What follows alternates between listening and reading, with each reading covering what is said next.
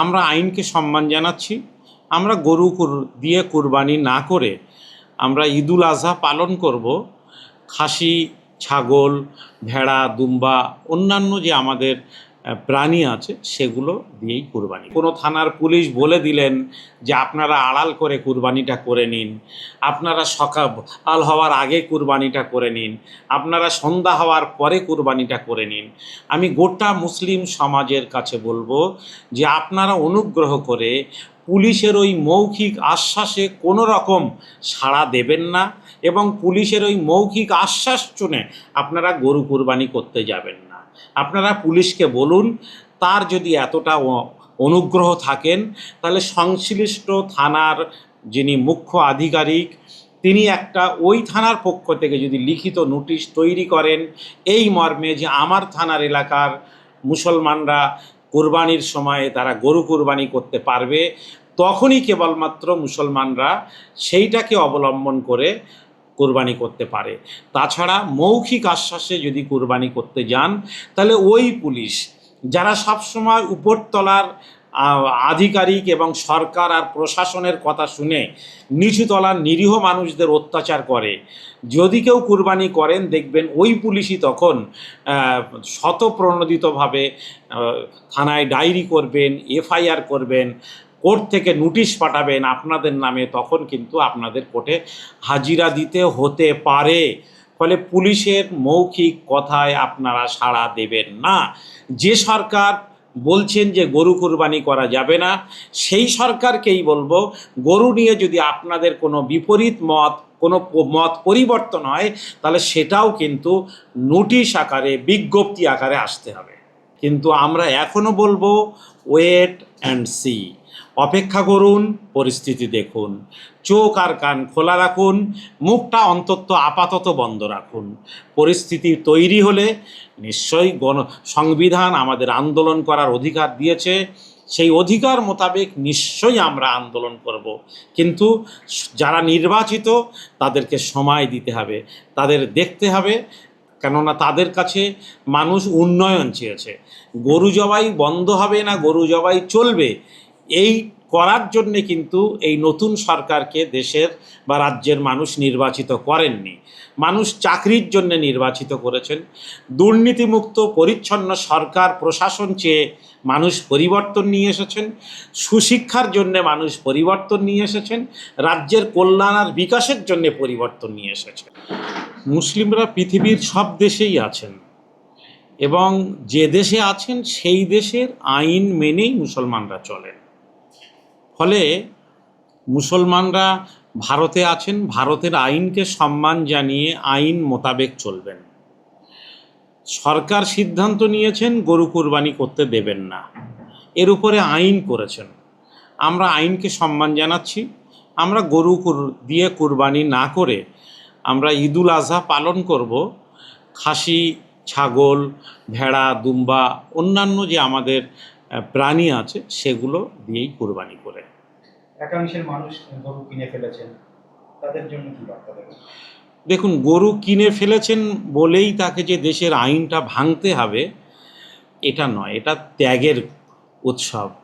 ফলে ত্যাগ যেমন আল্লাহকে সন্তুষ্ট করার জন্যে, তেমন আমাদের প্রিয় রসুল শিখিয়েছেন যে দেশের প্রতি, মাতৃভূমির প্রতি ভালোবাসা এটাও ঈমানের একটা অঙ্গ।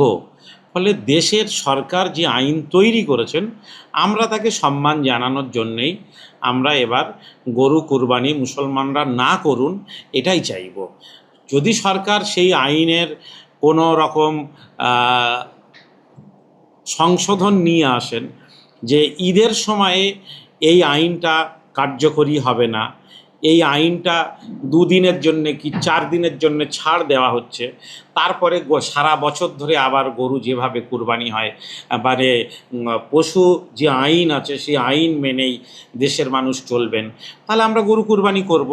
কিন্তু বিচ্ছিন্নভাবে কোনো থানার পুলিশ বলে দিলেন যে আপনারা আড়াল করে কুরবানিটা করে নিন, আপনারা সকাল হওয়ার আগে কুরবানিটা করে নিন, আপনারা সন্ধ্যা হওয়ার পরে কুরবানিটা করে নিন, আমি গোটা মুসলিম সমাজের কাছে বলবো যে আপনারা অনুগ্রহ করে পুলিশের ওই মৌখিক আশ্বাসে কোনো রকম সাড়া দেবেন না এবং পুলিশের ওই মৌখিক আশ্বাস শুনে আপনারা গরু কুরবানি করতে যাবেন না।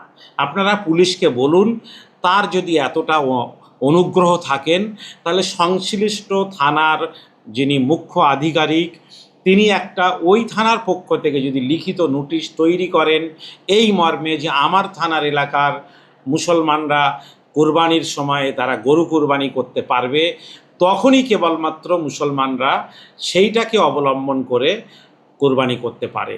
তাছাড়া মৌখিক আশ্বাসে যদি কোরবানি করতে যান তাহলে ওই পুলিশ যারা সবসময় উপরতলার আধিকারিক এবং সরকার আর প্রশাসনের কথা শুনে নিচুতলার নিরীহ মানুষদের অত্যাচার করে, যদি কেউ কুরবানি করেন দেখবেন ওই পুলিশই তখন শতপ্রণোদিতভাবে থানায় ডায়েরি করবেন, এফআইআর করবেন, কোর্ট থেকে নোটিশ পাঠাবেন আপনাদের নামে, তখন কিন্তু আপনাদের কোর্টে হাজিরা দিতে হতে পারে। ফলে পুলিশের মৌখিক কথায় আপনারা সাড়া দেবেন না। যে সরকার বলছেন যে গরু কুরবানি করা যাবে না, সেই সরকারকেই বলবো গরু নিয়ে যদি আপনাদের কোনো বিপরীত মত, কোনো মত পরিবর্তন হয় তাহলে সেটাও কিন্তু নোটিশ আকারে, বিজ্ঞপ্তি আকারে আসতে হবে। বলছি বিরোধী বর্তমানে যারা বিরোধী আছে সরকারে থাকাকালীন তারা বিভিন্ন মুসলিম বিরোধী যখন কার্যকলাপ করতেন, সাধারণ মুসলিম বা বিভিন্ন মানুষ রাস্তায় নামতেন। বর্তমানে একের পর এক মুসলিমদের যেমন লাউড স্পিকারে আজান বন্ধ, রাস্তায় যে রেল রোডে নামাজ হচ্ছে নামাজ বন্ধ করে দেওয়া হচ্ছে। আগামীতে যেমন এই কোরবানি, তো এখন মুসলিমরা নামছেন না, কারণ কি? মুসলিমরা ভয় পেয়েছেন বলে মনে করছে? না, রাজ্যে সবেমাত্র 15 বছর পরে একটা পরিবর্তন এসেছে, একটা সরকার গঠন হয়েছে, পূর্ণাঙ্গ মন্ত্রিসভা সম্ভবত গঠন হয়নি। তাদের দৃষ্টিভঙ্গি অনেকটা মৌখিক আকারে থেকে গেছে। কিছু কিছু পুরাতন দিনের আইনকে সামনে নিয়ে এসে সেগুলো তারা কার্যকরী করার চেষ্টা করছেন। তবে এ পর্যন্ত তাদের যা ভূমিকা, তাদের যা মানসিকতা, তাদের যা উদ্দেশ্য, সেটা ইতিবাচক বলে আমাদের মনে হয়নি। কিন্তু আমরা এখনও বলবো ওয়েট অ্যান্ড সি, অপেক্ষা করুন, পরিস্থিতি দেখুন, চোখ আর কান খোলা রাখুন, মুখটা অন্তত আপাতত বন্ধ রাখুন। পরিস্থিতি তৈরি হলে নিশ্চয়ই সংবিধান আমাদের আন্দোলন করার অধিকার দিয়েছে, সেই অধিকার মোতাবেক নিশ্চয়ই আমরা আন্দোলন করব। কিন্তু যারা নির্বাচিত তাদেরকে সময় দিতে হবে, তাদের দেখতে হবে, কেননা তাদের কাছে মানুষ উন্নয়ন চেয়েছে। গরু জবাই বন্ধ হবে না, গরু জবাই চলবে, এই করার জন্যে কিন্তু এই নতুন সরকারকে দেশের বা রাজ্যের মানুষ নির্বাচিত করেননি। মানুষ চাকরির জন্য নির্বাচিত করেছেন। দুর্নীতিমুক্ত পরিচ্ছন্ন সরকার প্রশাসন চেয়ে মানুষ পরিবর্তন নিয়ে এসেছেন। সুশিক্ষার জন্যে মানুষ পরিবর্তন নিয়ে এসেছেন। রাজ্যের কল্যাণ আর বিকাশের জন্যে পরিবর্তন নিয়ে এসেছেন। যখন কল্যাণ আর বিকাশ না হবে তখন এই সরকারের বিরুদ্ধে মানুষ তাদের আন্দোলনের গণতান্ত্রিক অধিকারকে কার্যকরী করার জন্যে রাস্তায় নামবেন। গোটা পৃথিবীতে আন্দোলন হয়েছে। সাম্প্রতিককালে নেপালের এক গণবিদ্রোহে মানুষ ছুটে পালিয়েছেন। আন্দোলন হবে, তবে মুসলমানরা আইন মেনে, সংবিধান মেনে গণতান্ত্রিক পথে আন্দোলন করবে। আন্দোলন হবে শান্তিপূর্ণভাবে। এই যে পাকসাকে যে বুল্ডোজার চললো তার পরিপ্রেক্ষিতে কিছু সংখ্যালঘু মানুষ তারা পাকসাকে এসে বিক্ষোভ করছিলেন, সেখানে লাঠিচার্জ করলো পুলিশ এবং মুখ্যমন্ত্রী শুভেন্দু অধিকারী বললেন যে আগের সরকারের মতন আর হবে না, কাশ্মীরেও পাত্তারবাজি বন্ধ হয়েছে, এখানেও বন্ধ হবে, এটা বন্ধ করুন, না তো আমার থেকে খারাপ পুলিশ মন্ত্রী আর কেউ হবে না। কারা আন্দোলন করেছেন পাকসার কাছে আমি জানি না, তবে আমি মনে করি যে প্রত্যেকটা মানুষের আন্দোলন করার অধিকার আছে। প্রত্যেকটি নেতা মন্ত্রী নির্বাচিত সরকারের সামনে আন্দোলন করার অধিকার আমাদের সংবিধান দিয়েছেন। এটাই হচ্ছে গণতন্ত্র। যদি আন্দোলন করার অধিকার যেদিন চলে যাবে সেদিন বুঝতে হবে যে দেশে গণতন্ত্র নষ্ট হয়ে গেছে, ধ্বংস হয়ে গেছে। তাই আন্দোলন করার অধিকার মানুষ হারিয়েছে, পুলিশ আন্দোলন করার অধিকার কেড়ে নিয়েছে। এটা চলতে পারে না, এটা হবে না। আমার আত্মবিশ্বাস যে ভারতবর্ষের মানুষ গণতন্ত্রপ্রিয় মানুষ, তারা গণতান্ত্রিক পথে শান্তিপূর্ণ আন্দোলন করবেন। এই আন্দোলনের অধিকার কোনো সরকার দেয়নি, কোনো শাসক দল দেয়নি। এই আন্দোলন করার অধিকার আমাদের মহান সংবিধান দিয়েছেন। ফলে আমরা যা করব সংবিধান মেনে করব। অনেক হিন্দু মহিলারা গরু পুষেছে, লোন নিয়েছে, প্রচুর টাকা ঋণ করে তারা গরুগুলো পুষেছে এবং এখন তারা কান্নাকাটি করছে, কি বলবেন? আমি হিন্দু বোনেদের কান্না আপনাদের মতো সোশ্যাল মিডিয়ার মাধ্যমেই শুনেছি, গদি মিডিয়া মাধ্যমে কিন্তু আমি এখনো শুনিনি।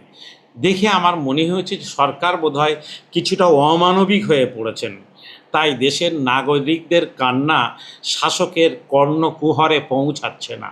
এই অমানবিকতার নিদর্শন যত তাড়াতাড়ি পরিবর্তন হবে ততই কাম্য। তবে আমি হিন্দু ভাই বোনেদের বলবো যে আপনারা গরু পুষেছেন, আপনারা কষ্ট করে সেগুলোকে লালন পালন করেছেন, কিন্তু আপনারা অনুগ্রহ করে বাজারে বিক্রি করবেন না, মুসলমানদের কিনতে এলাকায় নিয়ে গিয়ে বিক্রি করবেন না। আপনারা মুসলমানদের কাছে গরু বিক্রি করে আসবেন, আর মুসলমানরা সেই গরু কিনে বিপদে পড়বে। নির্বাচিত বিধায়করা গরিব মানুষের কেনা গরুগুলোর দড়ি খুলে জঙ্গলে ছেড়ে দিচ্ছেন, এটা দুর্ভাগ্যজনক। গরু কেউ আমরা জানি যে গরু গবাদি গৃহপালিত পশু, আমরা তাদেরকে ভালোবাসি, আমরা কুরবানিতে লাগাই, কিন্তু গরুকে সরকার যেন এই পর্যায়ে নিয়ে না যায় যে অন্যান্য প্রাণী যেমন শিয়াল, কুকুর, এদের যেমন রাস্তায় বেহাল অবস্থা হয়, গরুর যেন এই রকম বেহাল অবস্থা না হয়। একজন হিন্দু মা তিনি কেঁদে কেঁদে বলছিলেন যে আমার গরুগুলোর খাওয়ানোর মতো আর কিছু নেই, আমি যদি এখন গরু বিক্রি করতে না পারি তাহলে বাকি গরুগুলোর খাদ্যও আমি সংগ্রহ করতে পারবো না। এই অবস্থা সরকারকে দেখতে হবে এবং এই অবস্থার পরিবর্তন সরকারকে নিয়ে আসতে হবে। শেষ কোশ্চেন, বলছি গত সম্প্রতি দেখা গেল ইমাম মুয়াজ্জিন ভাতা বা পুরোহিত ভাতা নিয়ে একটা বিবৃতি দিয়েছেন যে এটাকে বন্ধ করা হবে, এটা নিয়ে আপনার কি পজিটিভ বা নেগেটিভ? আসলে ইমাম এবং মুয়াজ্জিন তারা সমাজের দরিদ্র অংশের মানুষ মূলত, ফলে তাদের ওয়াকফ বোর্ডের আয় থেকে একটা ভাতা দেওয়া হতো। ওয়াকফ বোর্ডের হাজার হাজার একর সম্পত্তি রয়েছে। এখন সরকার যদি মনে করেন যে সেই সম্পদ তারা ওয়াকফ বোর্ড থেকে ইমাম সাহেবদের ভাতা দেবেন না, তাহলে আমি সরকারকে বলবো ওয়াকফ সম্পত্তিগুলো সরকারের অধীনে আপনারা রাখবেন না, সরকারের অধীনস্থ থেকে ওয়াকফ সম্পত্তিগুলোকে মুক্ত করে দিন, ওয়াকফ বোর্ডকে একটা স্বাধীন সংস্থা করে দিন, মুসলমানদের হাতে দিয়ে দিন। ওয়াকফ সম্পত্তির আয় থেকে ইমাম মুয়াজ্জিনদের ভাতা মুসলমানরাই দেওয়ার ব্যবস্থা করে নেবে। আমরা সরকারের করুণায় ধর্ম পালন করতে চাই না। আমরা মনে করি যে আমরা ধর্ম করব আমাদের নিজেদের অর্থ ব্যয় করে। আমরা যেমন হজ করি আমাদের নিজেদের অর্থ ব্যয় করে, আমরা যেমন জাকাত দিই আমাদের নিজেদের উপার্জিত অর্থ থেকে, আমরা দরিদ্র মানুষকে দান করি আমাদের নিজেদের উপার্জিত অর্থ থেকে, তেমন আমরা অবশ্যই এই মসজিদ পরিচালনা করব নিজেদের উপার্জিত অর্থ থেকে। কিন্তু মসজিদের সম্পত্তি যদি ওয়াকফ বোর্ডের মাধ্যমে রাজ্য সরকার ভোগ করে, তার ভাড়া কিন্তু রাজ্য সরকারকে ওয়াকফ বোর্ডকে দিতে হবে। একটা বর্তমানে দেখা যাচ্ছে যে খারিজি মাদ্রাসাগুলোর প্রতি সরকারের কুনজর পড়েছে, কি বলবেন? আমাদের ভারতবর্ষের সংবিধান, যে সংবিধান নিয়ে বাবা সাহেব আম্বেদকর নিয়ে এত চর্চা হচ্ছে, সেই সংবিধান কিন্তু প্রত্যেকটি মানুষের নিজস্ব ধর্ম এবং সংস্কৃতিকে চর্চার জন্য নিজেদের পছন্দ মতো শিক্ষা প্রতিষ্ঠান গড়ার অধিকার দিয়েছে। আমাদের দেশের সাংবিধানিক বলেই কিন্তু দেশের মাদ্রাসাগুলো চলছে এবং সমস্ত রাজ্যে চলছে। সরকার চাইলেই বন্ধ করে দেব বললেই যে বন্ধ করা যায় তা নয়, কেননা মুসলমানরা যেমন সংবিধানের কাছে দায়বদ্ধ, নির্বাচিত সরকারও কিন্তু সংবিধানের কাছে দায়বদ্ধ।